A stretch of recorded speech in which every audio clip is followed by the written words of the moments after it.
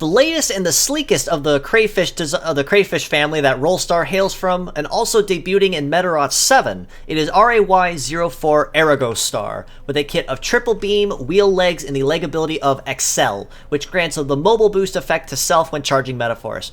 Now, as mentioned prior to in previous videos, having triple of the same skill does kind of hurt overall viability, and I am going to preface my overall thoughts and opinions on Aragostar with that statement. And with that being said, Beam, as mentioned prior, is a optic-based shooting skill that gets a ×2 bonus damage bonus at 30% charge and a ×3 bonus at 100% charge. So in terms of overall high damage output, Aragostar can absolutely hit it. But his problem, however, lies in the fact that he also is very largely Metaforce reliant, but he has no Metaforce reliant or Metaforce sustain in his build at all. So that really does hurt his overall viability almost quite significantly, unfortunately, as much as I really do like his sleek appearance. The wheel legs, of course, do give him very high natural mobility, albeit very picky terrain bonuses on top of that, but the leg ability of Accel only makes him even faster on the terrains that he's good on, in the rare sense where he is good on, say, on a road-based, stadium-based, or cyber terrain, for instance.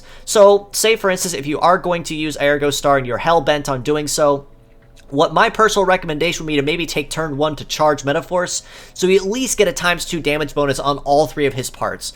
On top of that, you also get the Accel bonus on top of that, which means you also will be going faster progressively as you take those pot shots. Unfortunately, another nail in Aragostar's coffin is the fact that Beam does not have pierce damage, so that also really hurts Aragostar's overall viability on the field, as he really cannot deal a lot of lasting damage unless the foe is just really naturally tanky. Say, for instance, a shield-based or a tank-based kind of enemy. But even then, there are still far better picks than Beam to make use of. So as a pure set, purely for the sense that he has high damage output and can maintain it relatively consistently once he gets a charge going, I would rate him a pretty solid 5 out of 10.